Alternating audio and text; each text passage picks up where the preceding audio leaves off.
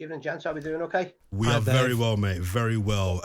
Well, just on that last kind of question I asked there, how do you ensure that next season it's not deja vu again?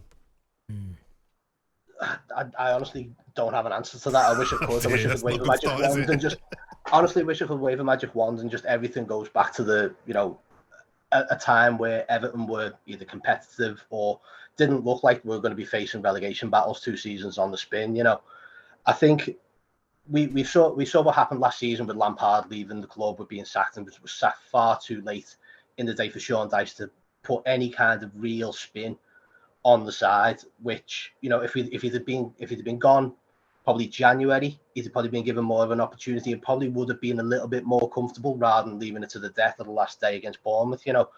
But going into this season, I think Dyche is going to be given a full season now, and that's what we've needed as a club. I think he showed there that he's given us a bit more stability, and he's getting more out of these players than Benitez did, Lampard did. So fingers crossed we have a better season than the last 2, and just stabilise. And I think that's what Everton have to do at the moment.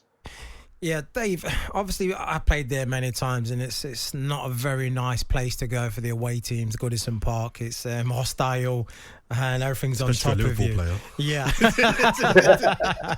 No, but it's kind of been, to a certain degree, your fortress. This new stadium, is that going to be taken away now? Is that a little bit of a worry? Going into a stadium where it's not got that roots there, the history behind it. So now it's more of a neutral kind of a ground.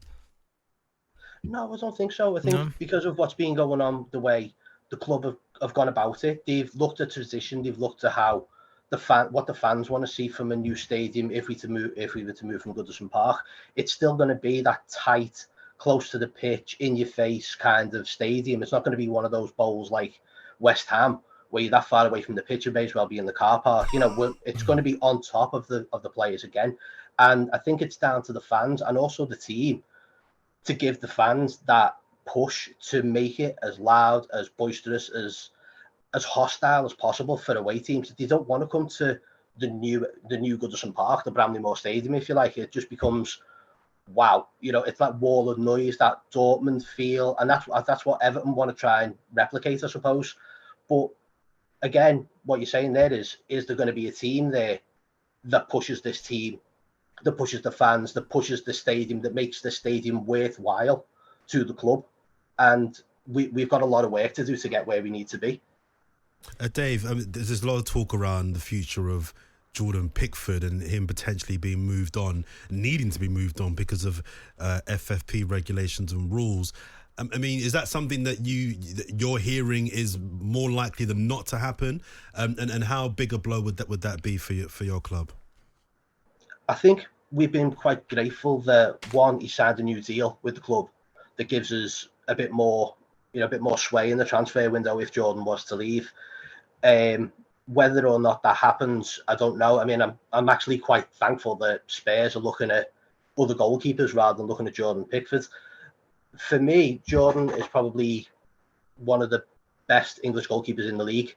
I know we've got Pope and you've got Ramsdale, but I think looking with Pickford, he probably does need to be in a bigger side than Everton, a better side than Everton, to truly probably be respected in the Premier League as well. He gets a lot of stick for his antics and things like that. For me, Jordan Pickford has saved this club over the last 2 seasons. I think without him, we'd have been gone last season. And if we lose him, I think it's one of those things. It's like losing Richarlison. He goes with our best wishes. He owes Everton nothing, but we owe him everything. Yeah, he is very important for yourselves and some of the saves that he's kept you in the games and probably in the season and in the league last season. But also I want to talk about Calvert-Lewin, if you get him fit, how important he can be, because you saw him, how important it was in the game against Brighton, how good you were. So the thing is, Dave, you have got the players to put his own performances, but we just haven't been seeing him. But if you be able to keep Calvert-Lewin fit, I'm surely you should be going into this season thinking, right, let's just do right what we did do last season. Let's not make the same mistakes again and have a better season. Of course. I think, though, we can't put our eggs in the Calvert-Lewin basket once again.